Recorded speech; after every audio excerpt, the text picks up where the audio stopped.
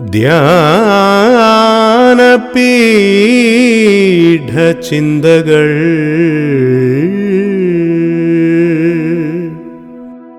ധ്യാനപീഠചിന്തകൾ, a devotional thought for worship. യേശുക്രിസ്തുവിന്റെ നിസ്തുല്യ നാമത്തിൽ പ്രഭാതത്തിൽ സ്നേഹവന്ദനം.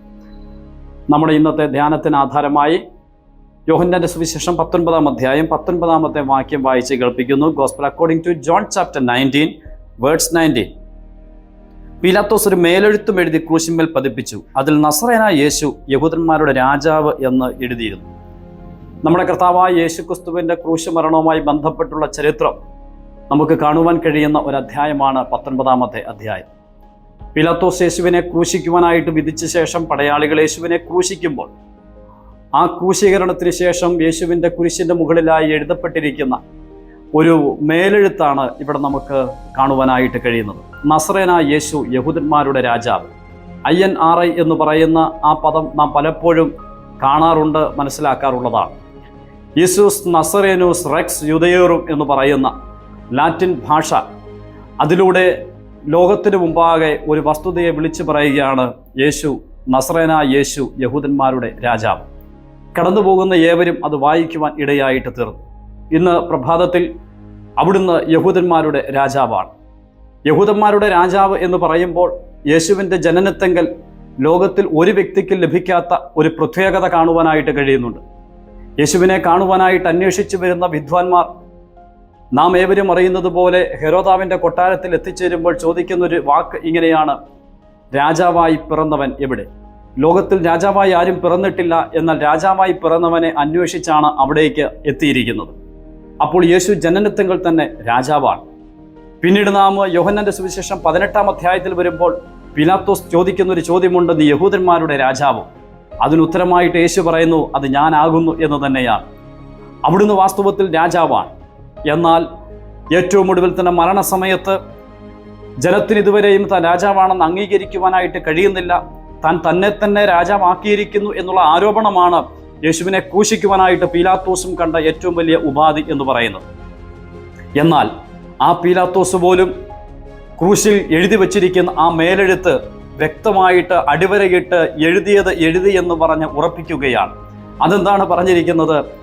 നസറേനായ യേശു, യഹൂദന്മാരുടെ രാജാവ്. അത് മാറ്റണം എന്നുപോലും ആളുകൾ ആവശ്യപ്പെട്ടപ്പോൾ പീലാത്തോസ് അത് മാറ്റുവാനായിട്ട് തുനിഞ്ഞില്ല.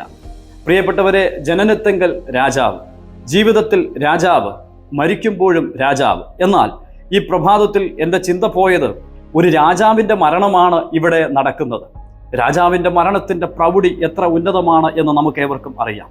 രാജാവിൻ്റെ മരണത്തെങ്കിൽ ഒരുപക്ഷെങ്കിൽ ഒരു രാജ്യം പോലും നിശ്ചലമായിട്ട് പോകും, യാതൊരു സംശയവുമില്ല.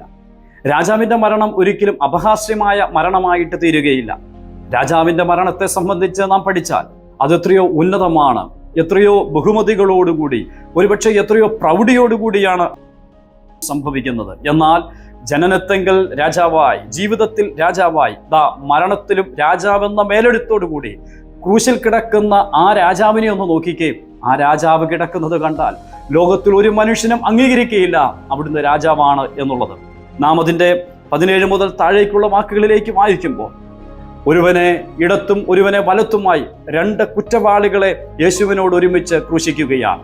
അപ്പോൾ പലപ്പോഴും പറയാറുള്ളത് പോലെ 2 കള്ളന്മാരുടെ നടുവിൽ കിടക്കുന്ന കാഴ്ച കണ്ടാൽ ഒരു പെരുങ്കള്ളനാണോ എന്ന് തോന്നുമാറ് നമ്മുടെ കർത്താവ് ആ ക്രൂശിൽ കിടക്കുന്നു, രാജാവ് ആ ക്രൂശിൽ കിടക്കുകയാണ്.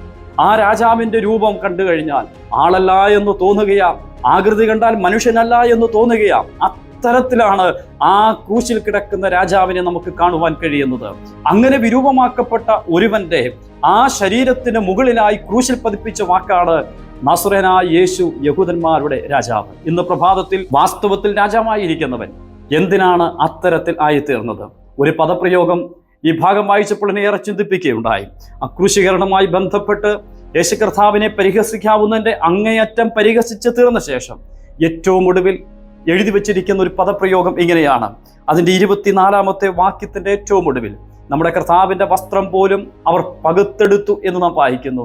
എൻ്റെ അങ്കിക്കായി ചീട്ടിടുന്നു എന്ന് പറയുന്ന തിരുവെഴുത്ത് നിവൃത്തിയാകും വണ്ണം അങ്ങനെയെല്ലാം സംഭവിച്ചിട്ട് ഒരു വാക്ക് എഴുതിയിരിക്കുകയാണ്: പടയാളികൾ ഇങ്ങനെയൊക്കെയും ചെയ്തു. The soldiers did these things. അപ്പോൾ പടയാളികൾ ഇങ്ങനെയൊക്കെയും ചെയ്തു. എങ്ങനെയൊക്കെയാ ചെയ്തത്?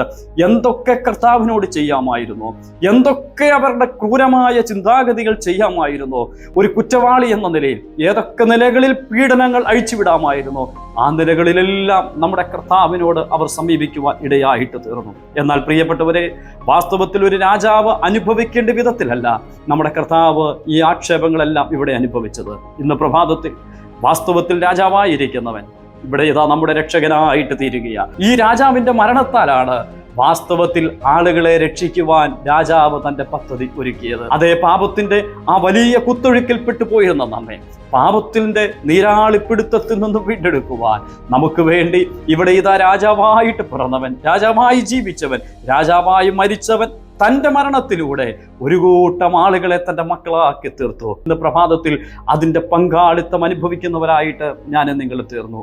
എൻ്റെ പ്രിയപ്പെട്ടവരെ, വാസ്തവത്തിൽ രാജാവായ നമ്മുടെ കർത്താവ് അവിടുന്ന് നമുക്ക് വേണ്ടി മരിച്ചത് കൊണ്ട് നമുക്കിതാ ജീവൻ ലഭിക്കുവാൻ, രക്ഷ ലഭിക്കുവാൻ ഇടയായിട്ട് തീർന്നു. ആ കർത്താവിൻ്റെ ക്രൂശിൻ്റെ മരണം ദൂരെ നിന്ന് കണ്ട കർത്താവിൻ്റെ ശിഷ്യൻ ഇങ്ങനെയാണ് പിന്നീട് മനസ്സിലാക്കിയിട്ട് എഴുതി വെച്ചിരിക്കുന്നത്. പത്രോസിന്റെ 1-ാം ലേഖനം 2-ാം അധ്യായം 22-ാം വാക്യം. അവൻ പാപം ചെയ്തിട്ടില്ല, അവന്റെ വായിൽ വഞ്ചന ഒന്നും ഉണ്ടായിരുന്നില്ല.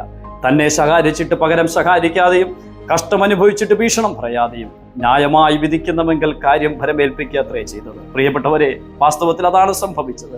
രാജാവായിരുന്നവൻ മൗനമായിട്ട് നിന്നുകൊണ്ട് ഒരു കൂട്ടം ആളുകളെ രക്ഷിക്കുവാൻ, പാപം ചെയ്യാത്തവൻ പാപികളായ നമുക്ക് വേണ്ടി ക്രൂശിൽ യാഗമായി തീരുവാനിടയായിട്ട് തീർന്നു. ആ രാജാവിനെ കല്ലറയിൽ അടക്കിയെങ്കിലും കല്ലറയ്ക്ക് പോലും ആ രാജാവിനെ അടക്കി നിർത്തുവാൻ കഴിഞ്ഞില്ല. 3-ാം ദിവസം മരണത്തെ വന്ന് ഉയർത്തെഴുന്നേറ്റ് ഉന്നതനായി നമുക്ക് വേണ്ടി ഇന്ന് പിതാവിന്റെ സന്നിധി പക്ഷപാതം ചെയ്യുന്നു. ഈ മഹാരാജാവിനെ സകല മഹത്വവും അർപ്പിച്ച് നമുക്ക് ആരാധിക്കാം, അവിടുത്തെ മഹത്വപ്പെടുത്താം. അവിടുത്തെ വിലയേറിയ നാമം മഹിമപ്പെടുമാറാകട്ടെ. ആമേൻ. ആദമ്യ പാപത്തിൻ ശാപം തീർപ്പാൻ പുത്രനെ ക്രൂശിൽ തകർത്ത സ്നേഹം ഓർക്കുമ്പോൾ എന്നുള്ളം ആനന്ദിക്കും. വാഴ്ത്തുന്നു നിന്നെ ഞാൻ യേശുനാഥ, ഓർക്കുമ്പോൾ എന്നുള്ളം ആനന്ദിക്കും. വാഴ്ത്തുന്നു നിന്നെ ഞാൻ യേശുനാഥ.